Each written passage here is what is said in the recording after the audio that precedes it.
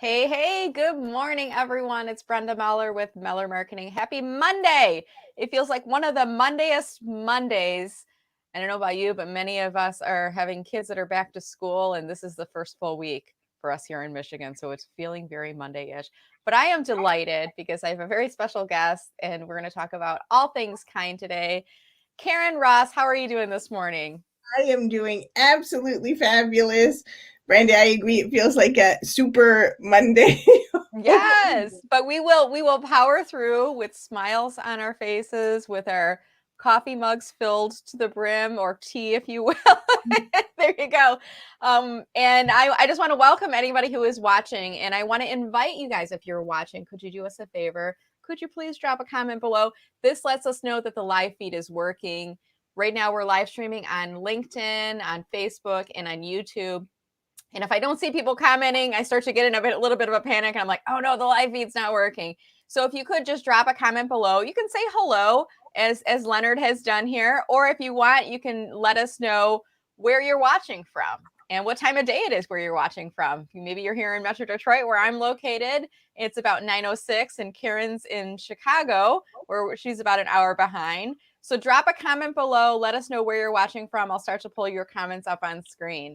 And to kick off our discussion today, this is kind of my almost like a live podcast where I bring on inspiring people. That's the I, the P in social media pie. Inspiring people to inform. That's the I, and educate. That's the E, you. So I bring in different people from my network, and oftentimes I'll hand select them. Sometimes they're referred to me.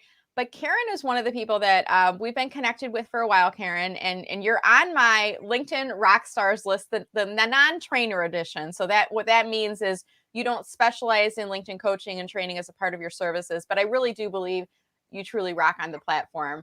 So, and we were talking before the call, Karyn. I don't remember who it was that nominated you or that suggested you. Do you remember who it was? I honestly think that it was Vicky Stone. And I remember when I think it's been a couple of years already. And, I was I was just so appreciative, and then I was so excited to be part of your list. It's so kind of you to make the list. Well, it is so kind of you to continue to rock on the platform and do great things and have a great presence. So I will hand pick people that I think are really doing a great job of demonstrating all the goodness that you can generate from LinkedIn. And Karyn, I'm so grateful to be chatting with you today. So, Karyn, I know a little bit about you. Why don't you take a few minutes, tell us about who you are, what you do, for those that maybe aren't following you yet? Sure, that's so kind. Well, I like to say that actually I'm an activator. And the reason I like to say that I'm an activator is that I really feel that I'm working on getting people to actively create a kinder, better world. And I do that in a number of ways. So some of your viewers might know me from the process improvement world. So I'm the co author of Toyota Way to Service Excellence, that won a Shingo Award. So I do coaching and consulting in that area. I have a group, and actually, it's our second anniversary of almost 900 women lean practitioners called Women in Lean Our Table, and we're raising the voices of women in this very male dominated profession. And I also have a foundation, a registered public charity called the Love and Kindness Project Foundation. And our current project is that we're creating welcome kindness bags for all of the children of the Afghan refugees Oh, being very nice. resettled in the Chicagoland area. And so, of course, I also have the new School for Kind Leaders and write about kindness and leadership. So I'm an activator. I want you and everybody watching to be confident in their ability to create a better, kinder world. That is wonderful and such an important topic. It's been an interesting past couple of years here in the U.S. And with the pandemic and a lot of situations in the news lately. So such an important thing. So Karyn, when I reached out to you, I said, "What do you want to talk about? You can pick any topic at all." And imagine my delight when Karyn wrote back and said, "Let's talk about." You can see it right above us here. Let's talk about the best kind of leader is a kind leader. And oh, be still my heart, because this is like a topic I love talking about. leadership and kindness. So, Karyn, why is this an important topic for all of us? Well, you actually really answered your own question. And I'm going to tell you that over the past year during the pandemic, I, like so many people, I think have spent a lot of time really reflecting, right? I was traveling full time before this, teaching and speaking. And then all of a sudden I was at home and I, really took that time to reflect on what I saw in the world. And it wasn't just all of the difficulty of the pandemic. There were so many other things happening here in the USA and in the world. Systemic racism. I looked at it, the wealth inequity, at poverty, at just all of the different kind of things happening. And I really thought to myself, what is the reason that all of this is happening? And I came to the conclusion that there's two reasons: failures of leadership and failures of kindness. Mm-hmm. And when you put leadership and kindness together, we have the ability to create a kinder, better world. And as I reflected on this, I'm a person who thinks when I see a problem, somebody should do something about the problem, and that's Right? me. Somebody should. Somebody. Oh, wait, me? Should I? Wait, that's it. There's us here, right? And so I decided that I would write a book. So I actually have a new book out called The Kind Leader, a practical guide to leading with kindness. And I really just want everybody to understand that they're a leader. Oftentimes we don't think that we're necessarily a leader, right? Maybe we don't have a formal leadership position at home. Brenda, you and I, we own our own businesses, right? Everybody's a leader, and everybody can lead with kindness at home, at work, in the community, and makes a huge positive difference. Absolutely. And I'm trying to pull your book up in the background here, Karyn, because I know people are going to, if someone's going to message later and say, where can I buy the book? Is the best place to find it on Amazon, or is it on your website? You can find it on my website, but you can find it on Amazon. And so that will be easy for people to. Okay. I'll drop the Amazon link, and if later on, if you want to reply back with a website link too. I know depending on where you sell it, the revenue might be a little different too. And I always like to ask people too, if you want to buy the book, where would you prefer people to buy it? Do you prefer, Karyn, for people to buy it from your website or from Amazon? I actually prefer for people to buy it from the publisher, because guess what? Yeah. They were actually kind enough to publish this book.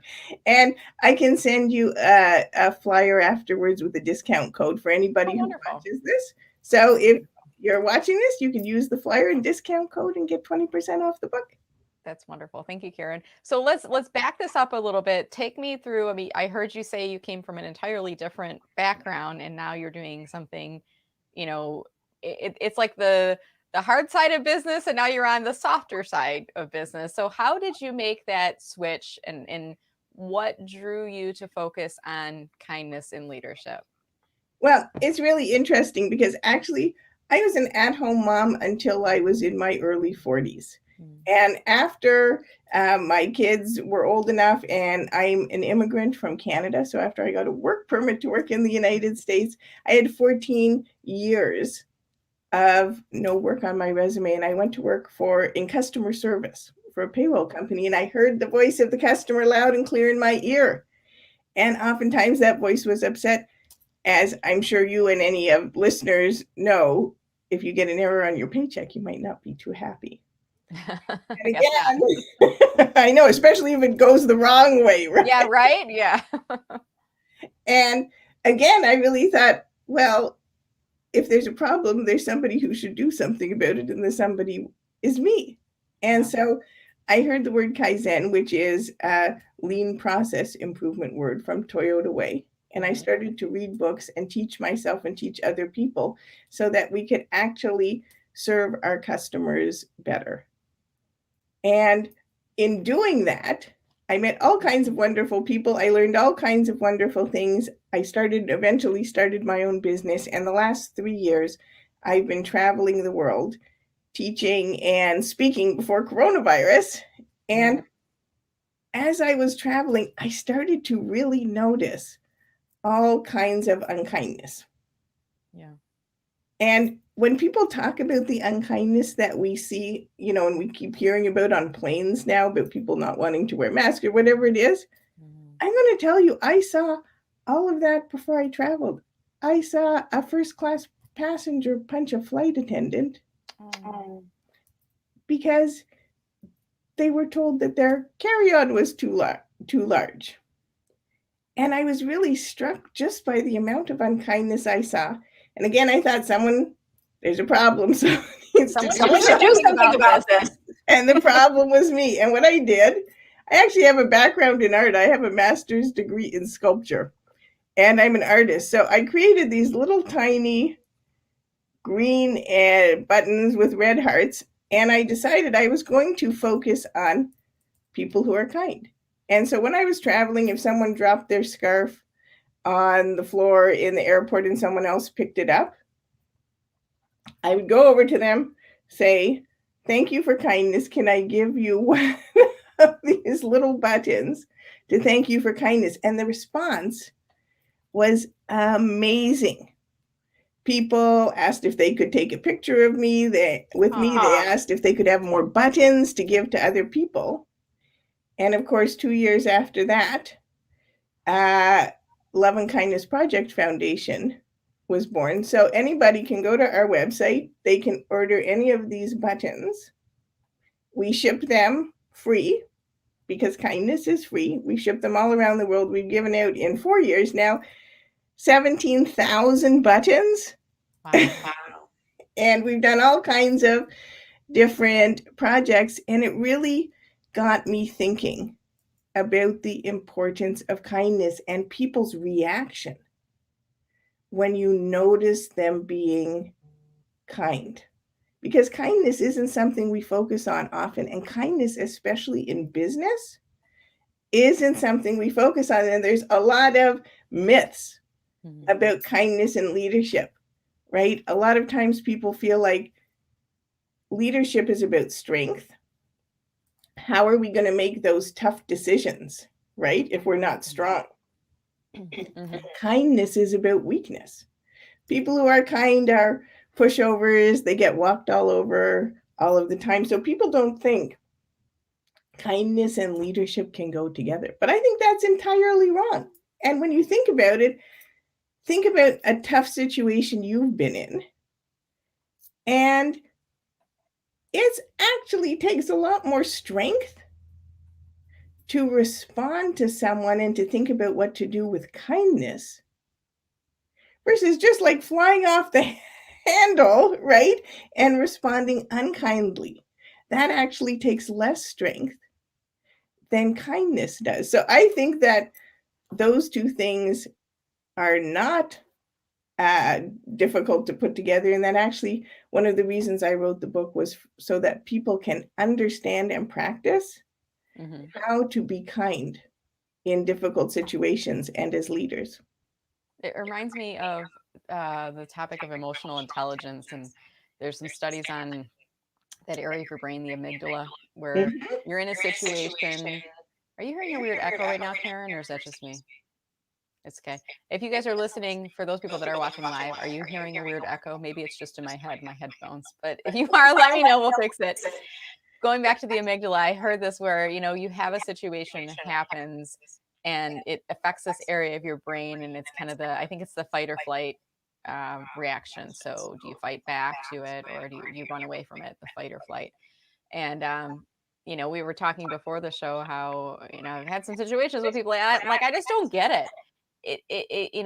Why be anything other than kind? And it goes back to, if you don't have anything nice to say, don't say anything at all. Right. Actually, there's a whole section in the book about that. If you don't have anything nice to say, don't say anything at all. One of the research areas that I looked at has to do with exactly what you're talking about the amygdala. And we are wired for what I call negative first impression. It's called negativity bias, right? So, and again, this is another good thing for people to think about, that when we're in almost any situation, we're thinking about the negative first. And because we're hardwired to think about the negative first, we actually actively have to work and practice to overcome that and to say to ourselves, okay, I'm only thinking about that from the negative because that's what my hardwiring is telling me.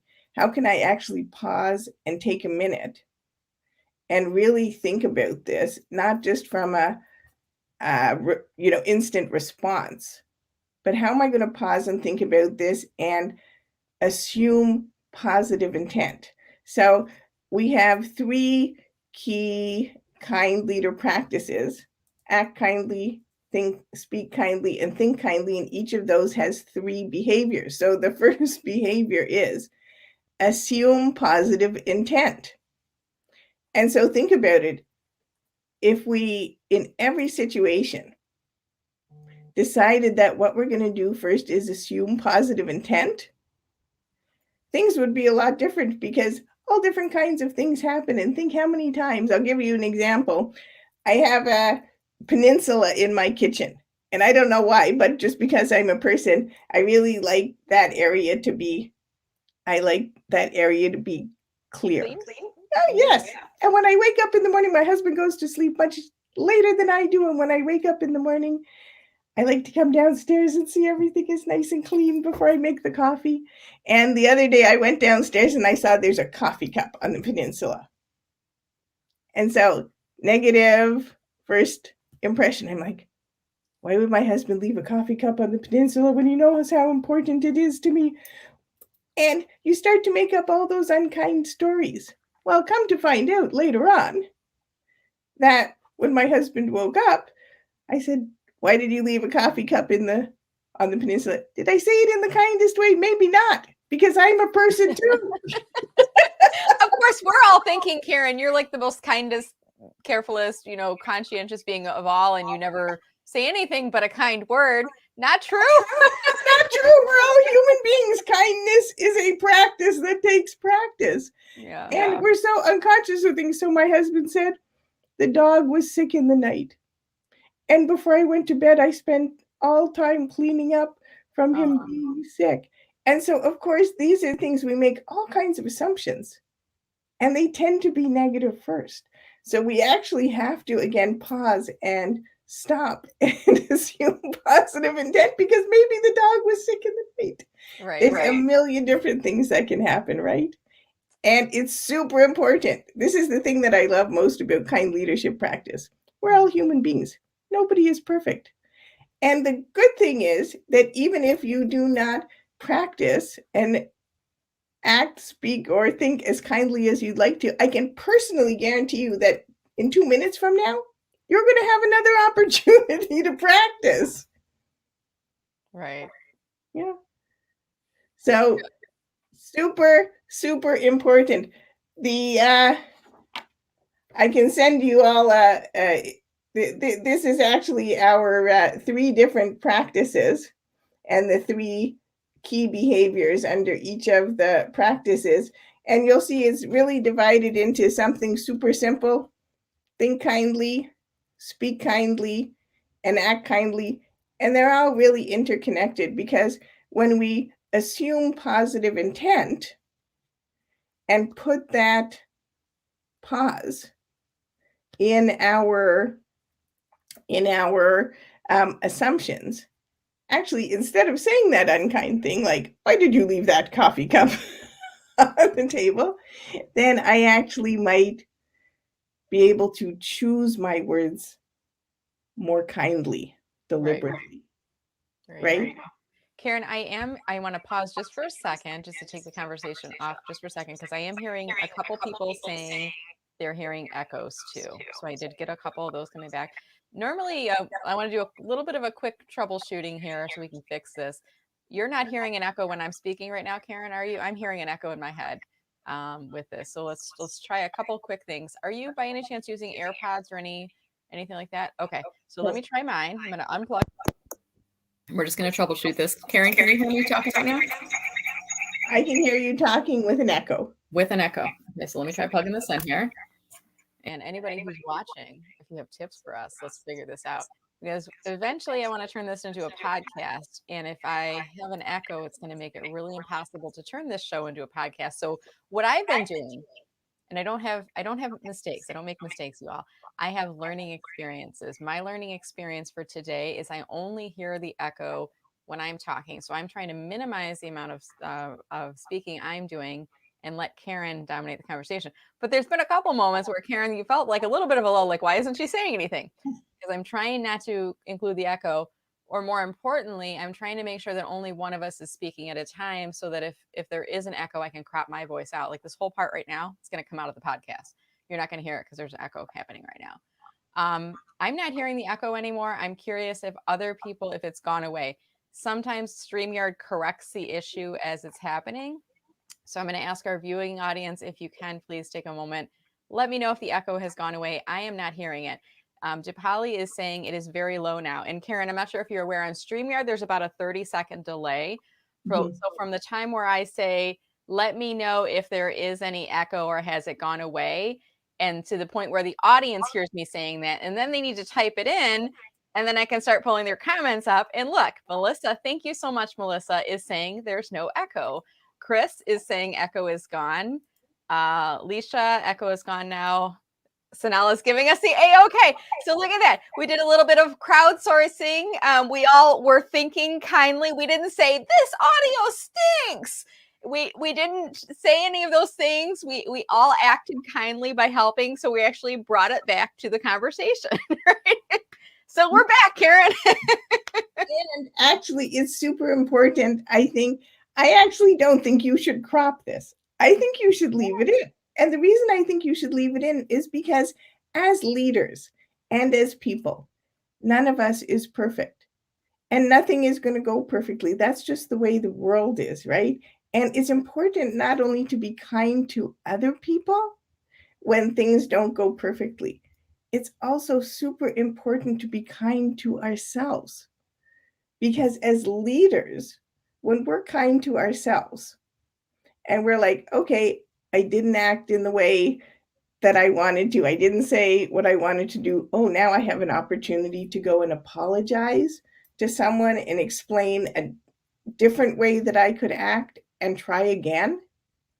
Then actually, we're modeling for those people who follow us what kind of behavior we'd like them to have, because they're not perfect either. And when you think about, especially at work, we spend so much time as adults at work that we really learn the behaviors to use when we're in leadership roles. Whether at home, we may be the head of the household of our family, we may be the coach of our child's sports team, or in their classroom helping out with different kinds of activities they're doing. And we then take those behaviors that we've learned from our leaders, and when we put, I call it our leader hat. When we put our hat on, those are the behaviors that we use when we're in a leadership role. So it's super important to be kind to yourself. Nobody's perfect and nobody has to be perfect. I think you made a great point. I'm going to leave it in the podcast, and I may make a little note in the show notes saying there's an audio glitch, but we fixed it. We kept it in. Now I want to go back to something you just touched on, and the subject, if you can see it. We're talking today about the best kind of leader is a kind leader. And many people, when they move into leadership roles, and I've seen this happen, and I don't know why, there's studies upon studies that talk about productivity and how you get the most out of people. And it's through inspiring, mentoring them, encouraging them, being a good, kind leader. Yet we see time and time again, Karyn, the people that lead with fear and intimidation. And I remember one instance in my career where I was sat down in an office with another manager of a department, and there was a mistake that was made. And the president of the organization said, I want to know whose fault it was. Who made this mistake? And it was a member of my team, and it was an honest mistake. And I said, you know what? I'm not giving you a name. If you want to know whose fault it is, it's my fault, because I am the leader of this department. And we will do what's needed to talk through the situation, do what we can to resolve it, and do what we can to prevent this from occurring moving forward. I mean, how is it, Karyn, that there are still leaders out there that feel like this approach is going to work? And I'm sure there are people watching that are struggling this right now within their own environments, within their company. Maybe it's their leader needs to be watching this video. So what advice do you have for them, Karyn, for those employees that are struggling with maybe a not so kind leader right now? All right, Brenda, I don't know if you remember that old cartoon that the leader showed it at the employee went home, showed it at their spouse or partner, the spouse or partner showed it at the child kicked the dog. Dog. Yeah, poor dog, right? I know, poor dog. And in the book, I interviewed 28 fabulous people who gave their stories and experience about leadership. And one of them, people that I interviewed, Deandra Wardell, said to me, she said, well, that's well nice and good, but it doesn't end there. She said, that child goes to school and bullies the other kids at school. And then they grow up and they become that leader in the organization, and the whole cycle starts again. And I think the word that you used, Brenda, was key. It's fear, right? Yeah. And when you think about how people act when they're in a fearful situation, again, it's that amygdala, right? Yes. Fight, flight, or freeze. All in a way potentially unkind ways to react. So what we need to do is actually have the opposite. Kind leadership leads to trust. So if you are an employee who sees yourself in that situation, the first thing to do is actually notice that you're in that situation, right? Oh, that's part of this vicious circle of fear. And then I'm going to ask you to do something that you might be surprised about. I'm going to ask you to take a moment, pause, and actually respond with kindness. And so you might go to your leader and you might say, can we have a conversation? When this happened, here's the way I felt. I felt fearful. When I'm fearful, actually, I can't easily do my job because I'm afraid of making a mistake, and it paralyzes me with fear. Right. And have that conversation, because what's going to change someone is changing the system. Sometimes we feel like, oh, well, what are we going to do? How are we going to help unkind leaders be kinder? Actually, changing the system will eventually change the way people act because we'll have broken that cycle.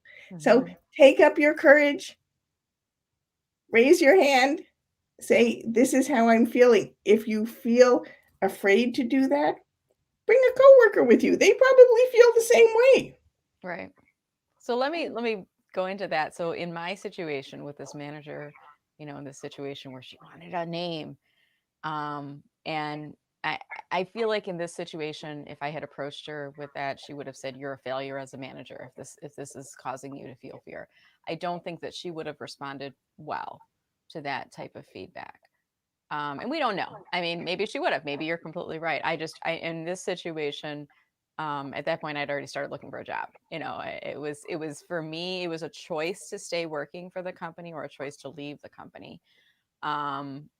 And maybe that's a choice we need to make as well, right? If we can't resolve the situation by using that kind of approach, we are choosing to stay there, or you can choose to leave, right? Correct. And now we've all been reading and seeing so much about the Great Resignation, right? Yeah. I actually think the Great Resignation has a lot to do with kind leadership or unkind leadership, because I think people really have spent time over this last year and a half really thinking about, what is it that I want to spend my precious time on in my life? What are the environments I want to be in? And I don't think people are actually willing Right. to stay in environments of unkindness anymore. And as I always say to people, you're not a tree. You can move. I love that. You can move. If you're not happy with the situation, you can move. I love that tree. You are not a tree. I love it. Well, I want to start to shift gears a little bit and invite our audience. And I've already kind of asked you guys to please let's spread some kindness here. Tag a kind leader in comments, and they may not know that you feel this way about them. You know that you feel like they are a kind leader. Tag them in comments. They'll get a notification that we've talked about this, and maybe we can kind of spread the ripple effect of kindness throughout the LinkedIn universe. And I also want to see if anyone, if you have a question that you'd like to ask of Karyn, or if you'd like to contribute to the conversation, we want to invite you to do so now. So please drop a question in comments, or if you just have some thoughts on the topic today, drop those in comments as well. We're going to start to move into some audience participation portion of our conversation here today. And as we're doing that, I just want to pull up a few comments that have already been made up on screen. This one's from Shelly Phillips, and she's show a little kindness to yourself, right? Way to start off strong, right, Karyn? Absolutely. And, so often it's harder to be kind to ourselves. We're our own worst critics. We're telling ourselves all about what we've done wrong. But if we can't practice kindness to ourselves, how are we going to practice kindness to others? No one is perfect and no one needs to be. Right. And on that note, people were talking earlier about, what happened with the echo. Polly, you made a great comment, observation, kindness, suppress the echo. We pushed it down. We got rid of it. And Leisha added on to that, showing great leadership on live, right? Because this is what we do. I mean, I am never going to freak out in a situation where I'm live or in a webinar and something goes wrong. I will always let the audience know. I'll pull the curtain back. I'll be like, here's what's going on right now. And then I will let you all know, because I never know when somebody watching can learn from that same experience. They might go, oh, I remember Brenda had an echo situation on her StreamYard once upon a time, and she just kept talking and it went away. And you heard me asking Karyn about, earpods, and I've got like a little plug-in ears thing there. But if you have the AirPod, the ones that need a battery charge, I've had this happen several times where their battery starts to go low and then we start to get an echo. And Karyn said, no, we don't have that. I'm like, okay, let's just keep talking. And we worked our way through it. So that's, important illustration there. We have a comment here from, go ahead, Karyn. I'm sorry. I just wanted to also say that it's so important for kind leaders to model that behavior, right? So you model the behavior of what other people should do in that situation to be kind to others and be kind to themselves. So we have a perfect example right here. There you go. Well, I'm glad that we were here together, Karyn, and we made it through. This is a comment coming in from Daniel. He's an adoptive dad of 6 special needs children, and he's saying his children has taught them that leadership starts at him. It's amazing to see how kindness is reciprocated,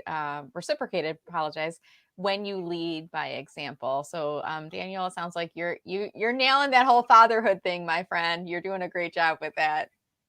I agree. And I always say, lead by kind example. My son, who is 30 now, was bullied a huge amount when he was growing up. And he always responded to the bully in kindness. And people were surprised. Yeah. And he said, people who act unkindly because that's what they've been shown and taught, and that's what they know. And if I respond unkindly, that's just going to reinforce that. What that person needs is to have a different example of how to act. And he's entirely correct. We make assumptions all the time that people know how to act kindly. I wouldn't make that assumption. Maybe they haven't been treated kindly at home, at work. They're acting in ways that they know. So when we as leaders respond with kindness, Right, they learn a different way. Thank you, Daniel, for your kindness as a father. that's wonderful. Well, thank you, Daniel, for sharing your story and for jumping into the conversation.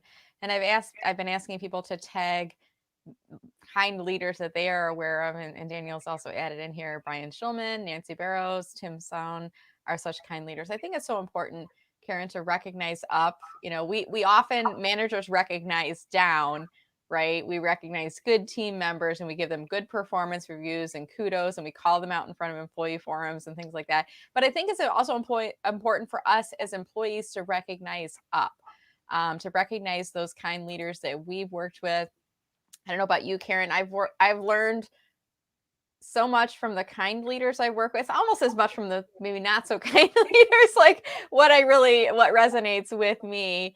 But I think it's really important. Any thoughts on that? I absolutely agree. And again, it's the principle behind giving out this little button every morning on LinkedIn in under the Love and Kindness Project Foundation. I post a tiny kindness idea that you can use for the day. And one of those ideas at work is to create a kindness board. Sometimes we have a kudos board. Sometimes we have create a kindness board. You can do it virtually and actually have people write on their thanks and notes to other people who acted kindly to them, leaders, their peers. When we focus on kindness, it's like, once actually the first time I went to Detroit, Brenda, I went to the Ford Rouge factory to see the F-150s being made. And I can't say that I'd ever really noticed an F-150 before because I don't drive. Once now they're going to the factory, you see them everywhere, right? Exactly. And I was like, oh, well, now I see them. Like, they're so popular. They're on the street. It's the same thing. Once we start looking for kindness as leaders, we're going to find it. And once we start recognizing it, it's going to multiply. Completely agree, Karyn. We just need to change our focus, and hopefully this talk today is inspiring many of you. And whether you're watching this live or watching in playback, hopefully you're gaining some insights out of this that are helping to get you in the right mindset for the week. Like I said in the beginning, today is feeling like a Monday-ish, very Monday-ish Monday for me. Getting everybody back into the routine. We're kind of really starting to hit. This is back to school now. We're all getting up earlier, recovering from not sleeping in on the weekends, and it's a little bit harder. And Shelly was sharing here. She attended a conference this summer and heard from leaders at Quick Trip how they are building this culture of kindness and compassion in the workplace. And it's almost like, Karyn, we've all been in a very traumatic situation the past year and a half, right, with the pandemic. And I almost feel like we all need to we need to cuddle with a good soft blanket and surround ourselves with good people and good foods and take care of ourselves. Do you agree? I mean, is there more of a shift to this focus on kindness now that Shelly's talking about because of what we've been through in the past year and a half? I think there is. And also, I think what Shelly is talking about, she said they're building a culture of kindness, compassion, is that we have to do this deliberately, right? And I think that a lot of companies and a lot of people are focusing on how do we deliberately build this culture of kindness in. Anything that we leave to chance may or may not happen. So actually people always say, well, do a random act of kindness. I'm suggesting we actually plan and do deliberate acts of kindness, especially as leaders, because then we're going to create that culture. I like that. I'm going to put that in the comment. Do a deliberate act of kindness. I'm going to drop this up on screen, and I see our time here is starting to round off here. I usually try to keep these conversations to about 45 minutes here, but I want to end on, I think that's such a great takeaway. Do a deliberate act of kindness. So if you set out just waiting for that random act of kindness opportunity to exist, maybe you're not really making that much of, maybe you are making a difference, but let's make it a deliberate, let's make it a mindset, and try to go into these situations where we seek out to find and to be more kind to other people. So Karyn, I want to start to wrap up our conversation here today. Any final thoughts for folks as we're talking today about the best kind of leader is a kind leader? Yes. And it really goes back to the beginning of our discussion. You are a leader and you can be kind.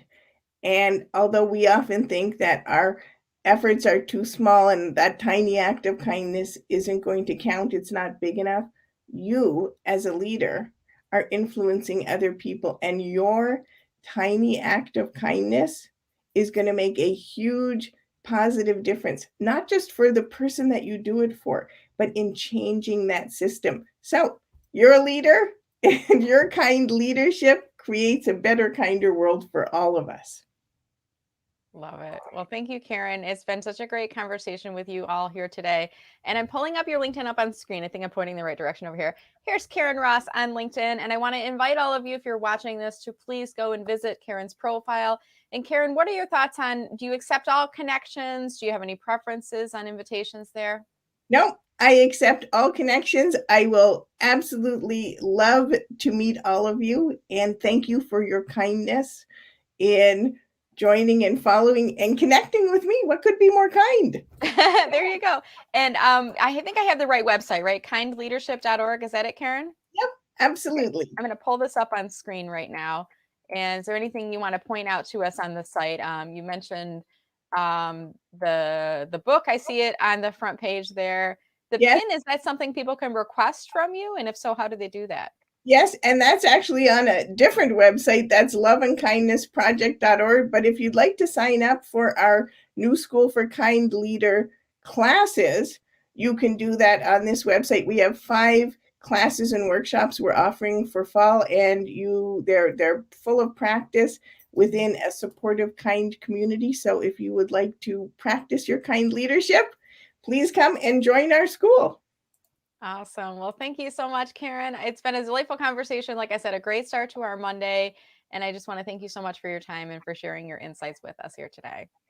And thank you for your kindness in inviting me. It's kindness and leadership. The best kind of leader is a kind leader, Brenda, right? Absolutely, Karyn. Thank you so much. And as you guys are all wrapping up and watching the video, whether you're watching this live or whether you're watching this in playback, as soon as you're done watching the video, could you do me a favor?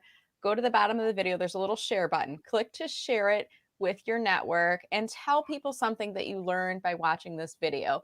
If you could be so kind as to tag Karyn, that would be wonderful, giving her a little bit of visibility for sharing her insights with us today. But even more importantly, that action of sharing this video along with others, getting the message out there, maybe you'll reach someone who just needs to hear it, who just needs to see it, right, Karyn? That's it, a deliberate act of kindness. There you go. Well, that being said, thank you guys so much for watching. I hope you have a wonderful day and a wonderful week ahead. And remember to be kind. Thank you for watching, and we'll see you all soon. Take care.